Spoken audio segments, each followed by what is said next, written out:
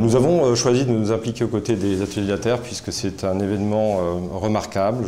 Nous pensons que c'est un événement qui a tout d'abord 3 caractéristiques, donc un format unique avec 50 intervenants, 600 participants en fait, issus d'horizons variés.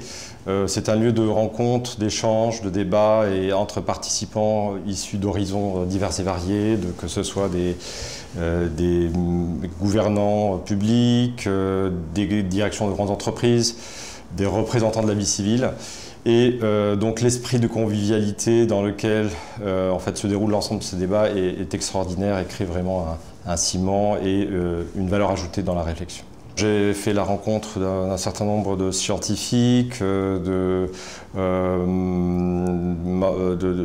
personnes impliquées très lourdement au niveau de l'audiovisuel en fait, sur ces problématiques d'environnement durable, des hommes politiques, des chefs d'entreprise aussi dont je ne soupçonnais pas l'engagement.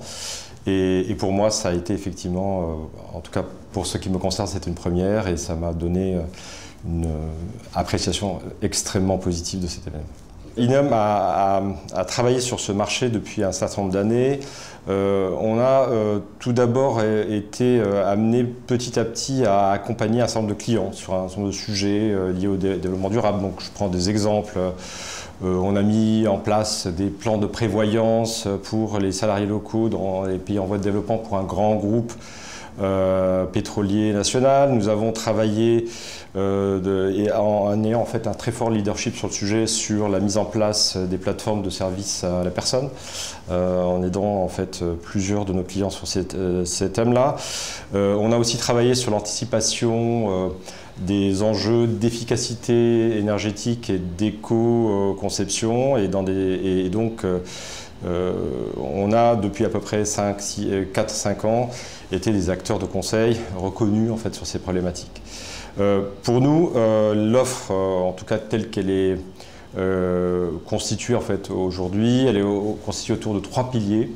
Donc un pilier lié à la gouvernance et à l'intégration de l'ensemble des évolutions législatives, comportementales, dans la gouvernance, l'organisation et la stratégie d'entreprise, donc avec effectivement des propositions de démarches concrètes.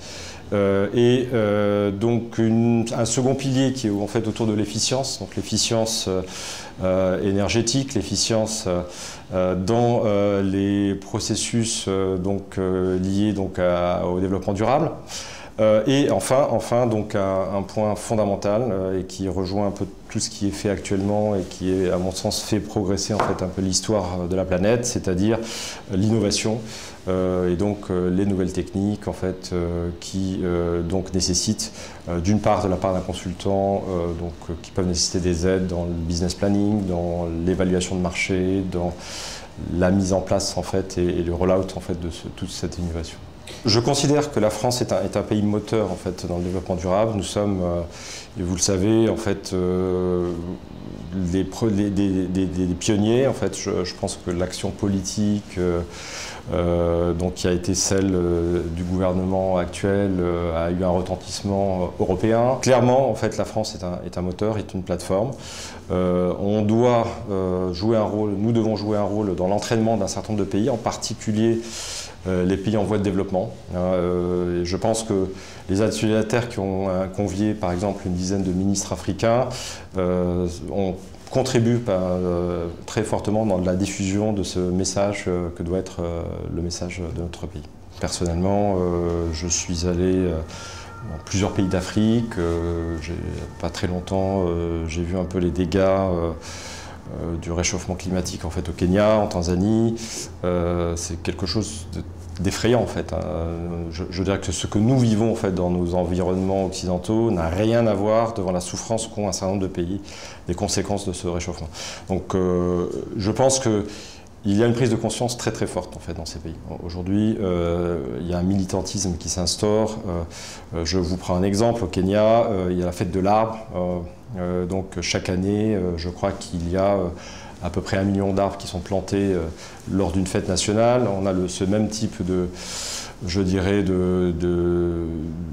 d'événements qui se déroulent par exemple en Tunisie. Maintenant, je pense que ces pays ont je dirais, une conscience très très forte en fait, de ces problématiques. Il est temps, je donne un autre exemple, en Tunisie, dans chaque grande ville, il y a un boulevard d'environnement, et ce depuis à peu près une dizaine d'années. Un boulevard qui est en général l'artère principale de la ville. Maintenant, effectivement, il y a plutôt, je dirais, une mobilisation mondiale à instaurer un certain nombre de règles du jeu. Aussi, en fait, des échanges, puisque le grand débat qu'il va y avoir à Copenhague, ce qui va être autour du est-ce que nous avons le droit maintenant de nous développer alors que vous avez pollué pendant des siècles la planète. C'est un débat sain, logique. Donc, avec des techniques financières d'échange, je dirais, de crédit carbone ou avec aussi des aides entre le Nord et le Sud, je pense qu'on peut construire quelque chose d'intéressant pour l'ensemble de la planète. Je crois fondamentalement à l'éducation, le civisme, dès le plus jeune âge. Sans être dogmatique, donc moi j'ai par exemple dans mon portefeuille la Déclaration des droits de l'homme depuis je sais pas, une trentaine d'années, c'est un petit talisman que je garde. Je pense aussi à la puissance que peut avoir on peut avoir, je dirais, des petits livres rouges comme le livre de Mao, en fait, et l'image que ça peut véhiculer.